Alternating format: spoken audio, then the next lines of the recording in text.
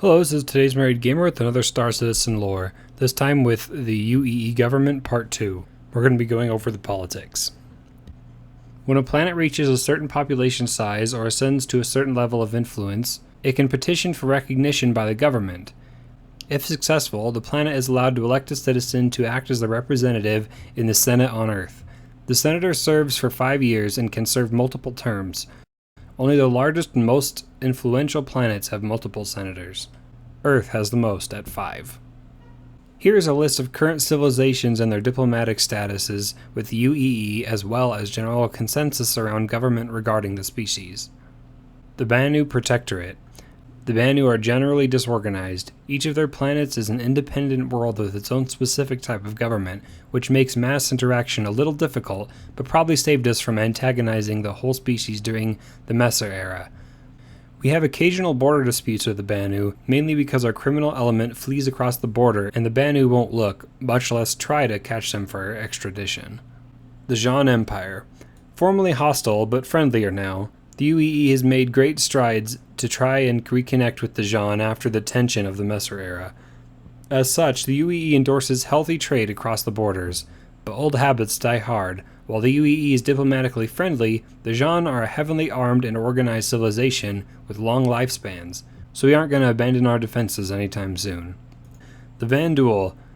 Humanity's entire relationship with the Vanduul has been mired in blood. They have never attempted to contact the UEE in any capacity. The Vanduul themselves are nomadic, with fierce infighting between the various enclaves, so there isn't a consolidated government to make peace or war with. Every so often, a senator or diplomat will attempt to reach out to the Vanduul. If they're lucky, they don't find any. Most politicians just regard the entire Vanduul species as a violent act of nature. They're just a certainty, like death and taxes, an ugly reality of space. The Krthak. Their existence was only recently discovered. The closest Krthak-controlled systems lies on the other side of the Zhan Empire.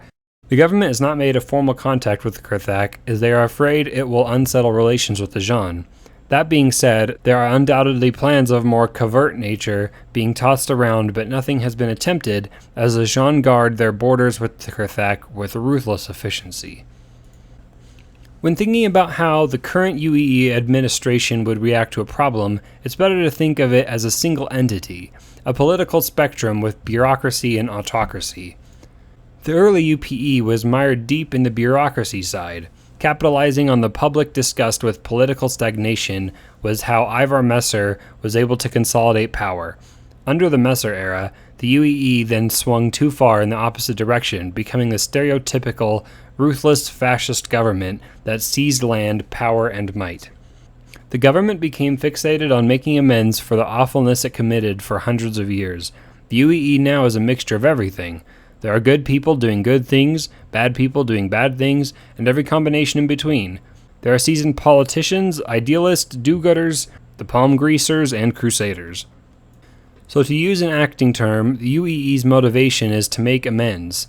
Most of its behavior, from the Ark to the Synth world, are simply extensions of that need. It's trying too hard, according to some, to appear progressive and totally not evil anymore. Seriously, we're really sorry about that and we're better. Trust us. Joking aside, the UEE is not insincere about this sentiment, it just might be going a little overboard. Due to the financial strain on the UEE, the unofficial motto for government and military operations has become, "Do more with less," which creates an environment for corruption to flourish. It's also important to reiterate that diversity is good. This is not a simple black or white government. There are all types operating in every facet and on every level of the Star Citizen universe. So odds are there's a place for whatever kind of character you're creating. Well, thanks for watching my UEE government two-parter. If you missed the first part, make sure to check that out, where we talk about the military. If you're new to the channel, make sure to subscribe. I'll be doing more Star Citizen lore videos, random video game gameplay videos, and a top 5 geeky hardware series. Thanks for watching, and I'll see you guys next time.